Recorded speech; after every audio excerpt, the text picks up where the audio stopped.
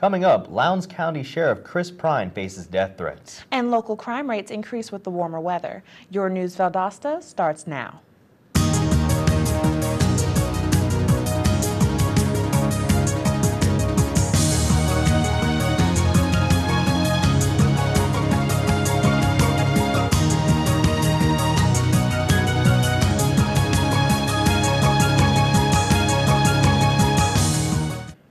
Welcome to News Valdosta. I'm Roselle Buckingham. And I'm Tiffany Taveras. A Thomas County man was released from jail last night after he was arrested for making death threats on Facebook against Lowndes County Sheriff Chris Prine. 22-year-old Lamar Reddick was charged with terroristic threats after messages were found threatening to kill Sheriff Prine with an AR-15 and 15,000 rounds of bullets. Reddick posted how he was upset with how the Lowndes County Sheriff's Office handled the Kendrick Johnson murder case. Reddick is currently awaiting trial. This week is a tough one for the Obama administration. There are issues with the IRS targeting conservatives, the Justice Department collecting a news agency's phone records, and renewed interest in the Benghazi attack. Many are questioning its credibility. CNN's Ed Payne has the details. A report from the IRS Inspector General reveals that for 18 months, the agency singled out some conservative groups like the Tea Party. It led to lengthy delays processing the group's applications for tax-exempt status. Now the FBI and Justice Department are working to see if any laws were broken, and the president is calling for accountability. But some lawmakers say these words don't amount to much. Nobody's held accountable, and there's no responsibility. And have you yet to see anybody even get fired in these types of things? The Justice Department is also on the hot seat for collecting 2 months of phone records from the Associated Press. It did not notify the AP and defends it, saying it did not want to threaten its investigation. An executive editor for the news agency questions this move.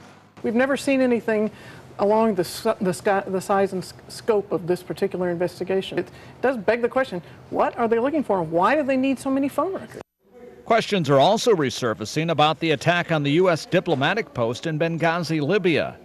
Republicans believe leaked emails show that administration officials scrubbed the mention of al-Qaeda to cover knowledge of a planned attack. But Democrats say this is just another distraction. President Obama was absolutely right to call this a sideshow. This is about smear politics and nothing else. I'm Ed Payne reporting. The global balance of power among existing producers of oil will change dramatically in the next 5 years. That's according to a new report from the International Energy Agency. Currently, the U.S. is the world's leading importer of crude oil, but this could reverse as U.S. shale oil discoveries have been significantly larger than expected. At these levels, the U.S. is expected to overtake Russia as the biggest gas producer by 2015. A new measure pending in Congress will affect immigration authorities in Georgia as well as the nation. Connecticut Senator Richard Blumenthal filed a measure to limit who authorities can place in solitary confinement and for how long.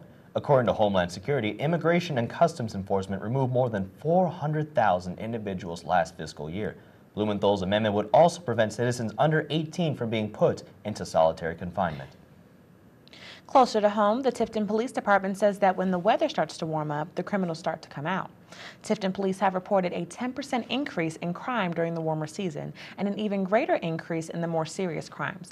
Officers encourage anybody who witnesses criminal activity to call the police department.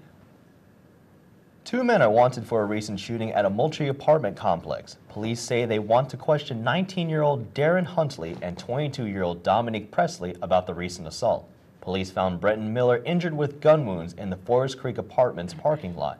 He remains in critical condition. Anyone with information about either of the suspects is urged to call Moultrie PD. Coming up, a sanitation company says the county is trying to put it out of business. And Allison Brooke has your weather forecast. Stay with us.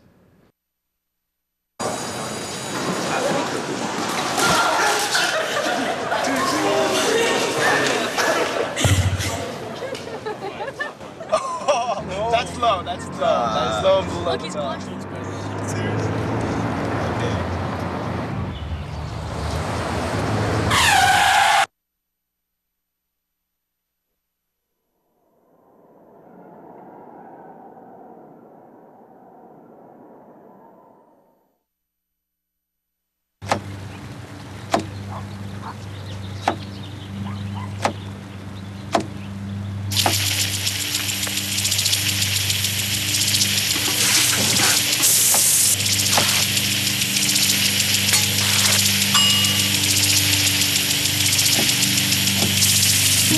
kitchen surfaces, utensils, and hands with soapy water. 1 in 6 Americans will get sick from food poisoning this year. Keep your family safer. Check your steps at foodsafety.gov.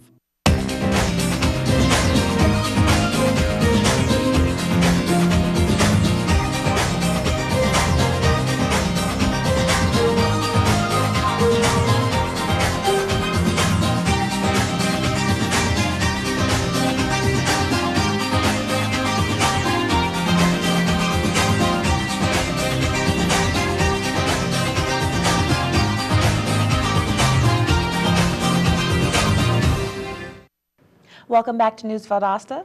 Lowndes County has sent a cease and desist order to Carrie Scarborough, who is the owner of Deep South Sanitation. That company is one of only 2 trash service providers in the county.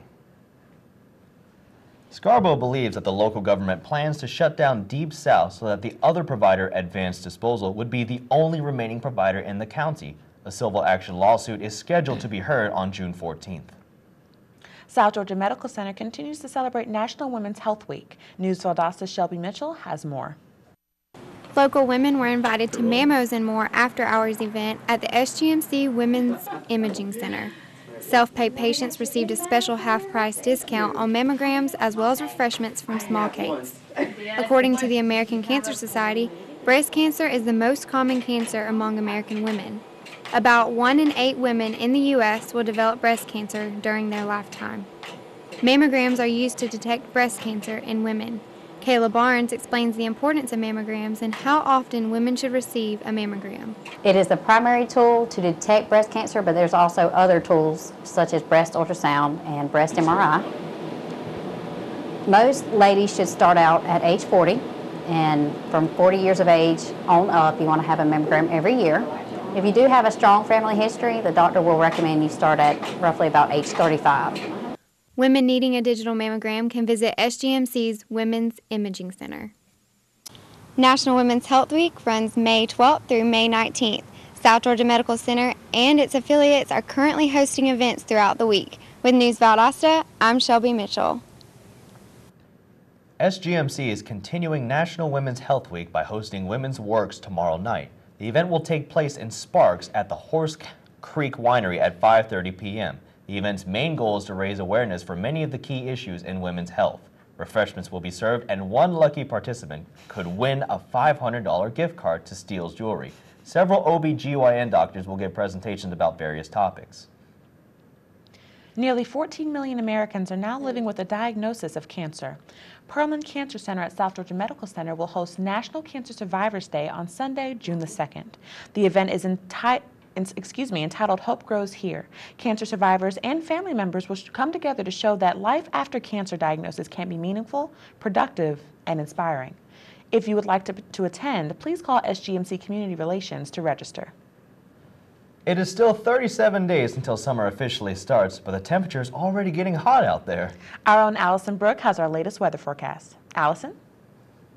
All right, thank you, Tiffany. Now taking a look at your local weather, this evening it'll be 63 degrees, partly cloudy with a little bit of wind. And looking at tomorrow's weather, it'll be a high of 91, partly cloudy, and a 20% chance of rain. So get out there and enjoy some sun. And we'll have a high UV index, so if you head outdoors, be sure to wear some protective clothing and some sunscreen. And the pollen count will be a medium, which means all you allergy sufferers out there, have some precautions ready. And the predominant pollen will be oak, hickory, and birch. Now, back to our anchors. Thanks, Allison. Coming up, Isaiah Fafana has a look at sports. And later, we'll tell you about the big turnout for the annual Second Harvest Food Drive. Stay with us.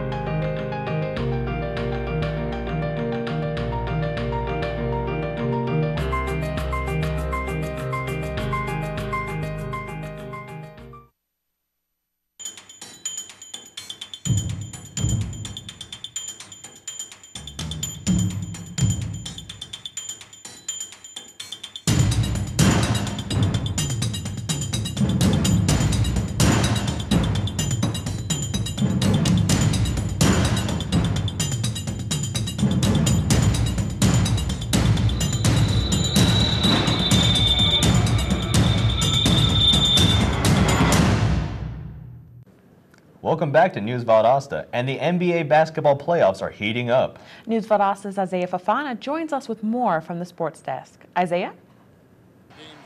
Thanks, Tiffany. The New York Knicks were in Indiana last night, taking on the Pacers, who lead the series 2-1. The Knicks hoped to even up the series in Game 4, but the Pacers were not having it. Time winding down the second quarter, Paul George pulls up for the long bank-in jumper. Pacers lead by 14. Pacers led by 14 at halftime, Knicks trying to play catch-up in the second half. Melo drives and pulls up for the off-balance baseline jumper. Knicks only down by only 11. Pacers building that lead late in the third. George Hill pulls from way downtown and hits a three-point shot to beat the buzzer. Blazers keep the pressure on in the fourth. Psycho T, Tyler Hansbrough, baby, gets the pass inside and makes a difficult scoop layup underneath. And your boy George Hill finished with 25 points. Paul George, 18 points, 14 rebounds. Carmelo did not score a single point in the fourth quarter. He finished with 24 points and 9 rebounds. Steph Curry and the Golden State Warriors visited San Antonio last night as they took on the Spurs in Game 5. The series is tied 2-2. Let's pick up the action in the third. Warriors are down by 4. Steph Curry with the turnover underneath the net. Kawhi Leonard makes the fast break slam, 69-60 Spurs. Jared Jack loses control of the ball. Tony Parker picks it up and sends a nice feed to Danny Green for the throwdown. Spurs flat out dominate the fourth quarter. Parker pulls up and hits the long jumper, making it look easy. Shot clock winding down. Spurs deliver the dagger. Manu Ginobili with the 3 on the wing. The bench is loving it, and the Spurs take a 3-2 lead in the series. Tony Parker finished with 25 points and 10 assists. Steph Curry and Klay Thompson, a.k.a. the Splash Brothers, combined for only 13 points in the loss. Taking it on over to the mound, the Braves versus the Diamondbacks. Bottom of the third, runner at first base. Gerardo Parra gets the hit past the Braves defense for a 2-bagger. Still bottom of the third, Didi Gregorius lines a single into the center field, and Cliff Pennington and Gerardo Parra score for Arizona. Bottom of the ninth, last chance for the Braves. Heath Bell gets Chris Johnson to fly out to the center, and the Arizona Diamondbacks even up the series with the Atlanta Braves. Final score was 2-0. Patrick Corbin pitched the shutout for the Diamondbacks. And after splitting the doubleheader at Noel George Field yesterday, the Lowndes County Vikings will play the final game of their state quarterfinal playoff against Roswell High. First pitch for the must-win game is scheduled for 4:30. Come out and support your Vikings. That's it for sports. Back to you, Rizal. Thanks, Isaiah. Coming up, an update on the Second Harvest Food Bank. And the Valdosta Fire Department shows off its new fire truck. Stay with us.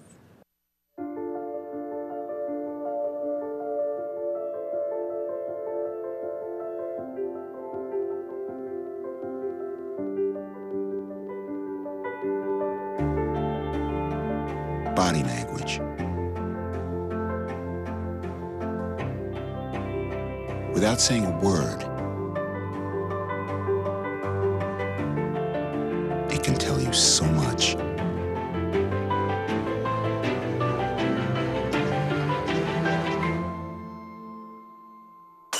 Like someone is having a stroke. Know the sudden signs. Learn fast. F, face drooping. A, arm weakness. S, speech difficulty. T, time. Time to call 911 immediately. The sooner they get to the hospital, the sooner they'll get treatment. And that can make a remarkable difference in their recovery. Learn the body language, the sudden signs, and spot a stroke fast. So, I got this new family. And I don't know what it is about this one, but she can't seem to put down that toy. All day long. Tap, tap, tap, tap. Oh, and she even talks to it. She talks to that more than she talks to him. What's up, bro? Nice shirt. Who's she talking to? Her mom? She talks to her mom a lot. Welcome back to News Valdosta. If you drink a glass of wine or a beer when you're at any restaurant, you may need to think again. The National Transportation Safety Board has issued a new recommendation to lower the drunk driving threshold to 0.05 BAC instead of the current 0.08 benchmark. They claim this initiative would combat alcohol-related car accidents, which account for 1/3 of all road deaths. Leaders in the restaurant industry claim that it would penalize responsible behavior and negatively affect local businesses. Atlanta lawmakers are launching a campaign to address the issue of teenage prescription drug abuse in Georgia. The program, called Generation RX, is funded by a $2.6 million grant from the Substance Abuse and Mental Health Services Administration. The program uses schools and local law enforcement agencies to lower prescription drug abuse in teenagers. The CDC says 1 out of 5 high school students has taken a prescription drug without a prescription. Second Harvest of South Georgia is counting up donations from their weekend food drive. News Valdosta's Jeremy Harden has more on the story. This year marks the 19th annual Stamp Out Hunger food drive in South Georgia. Letter carriers partner with Second Harvest of South Georgia to collect donations from postal customers across the area. Last year's event resulted in more than 200,000 pounds of food collected for those in need across the area. This is an event we do annually with the National Association of Letter Carriers. This event is done nationwide. It is the largest one-day food drive done anywhere in the country. The event goes on in all 30 counties that we operate with Second Harvest of South Georgia. Well, they have this postal drive every year, and as far as the food bank bringing in cans every year, I think it impacts the community as far as providing more food for places like the Boys and Girls Club or the Soup Kitchen or any other place that benefits from the Second Harvest Food Bank. So having volunteers here every year helping sort out the things, it just helps. It benefits us as volunteers, but it helps out the community as well. So through their network of 500 charities, Second Harvest of South Georgia has raised over 1 million pounds of food per month for elderly, children, and other people. For more information on how you can alleviate hunger, visit the Feedings Georgia website. With News Valdosta, I'm Jeremy Harding. Blueberries, Georgia's largest fruit crop, is endangered thanks to miniature yet destructive flies. These flies, originally from Japan, are called spotted Drosophillas. Drosophillas lay eggs that penetrate these crops, which raises major concerns for blueberry farms across Georgia. The University of Georgia is researching methods to prevent these flies from causing further damage to the blueberry crops.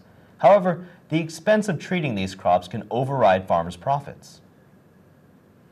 Lava started flowing from 2 Alaskan volcanoes this week. Authorities placed both on the second highest alert level, saying, quote, sudden explosions are possible with little or no warning. The volcanoes are Pavlov and Cleveland, both in the Aleutian Island range southwest of mainland Alaska. The Alaska Volcano Observatory has issued a watch due to heightened activity plus an orange code regarding how they might affect planes in the area. Here in Valdosta, SPLOS 6 has replaced a 1978 and 1987 fire engine with a new one that has the capacity to hold 1,000 gallons of water. News Valdosta's Ariane Griffin has more. Last week, on May 7th, the Valdosta Fire Department displayed 2 new fire engines. These trucks were purchased by what's called a local option sales tax, special purpose local option sales tax, SPLOSH as we commonly refer to it. This 1% sales tax is used for acquiring, repairing, and or upgrading capital assets. These engines will be serving fire stations number 1 and number 5 and have already been utilized for multiple emergencies. The Valdosta Fire Department provides paid fire protection for full-time staff and also provides services for educating the community. The city has earned a Class 2 rating by the Insurance Services Organization, also known as ISO, and is striving to reach Class 1. They rate from a scale of 10 down to 1, 10 meaning you have no fire protection, 1 meaning you have the very best. There are only 8 cities in the state that has a Class 2 rating or better, and Valdosta is one of those 8. SPLOS 7 will be on the ballot November of this year, and if it passes, the city will have the option to purchase more fire engines. With News Valdosta, I'm Ariane Griffin. Back to you in the studio, Tiffany. In the past few weeks, thousands of students graduated from college all across Georgia, and many already have full-time employment. Officials are hoping this is a sign of an improving job market. Last month, the national unemployment rate improved to 7.5%. Georgia Southern University says 40% of its spring graduates already have jobs. Emory University says 20% have job offers and another 40% will pursue more advanced degrees. Thanks for watching News Valdosta. I'm Rizal Buckingham. And I'm Tiffany Taveras. Have a great day. We'll see you next time.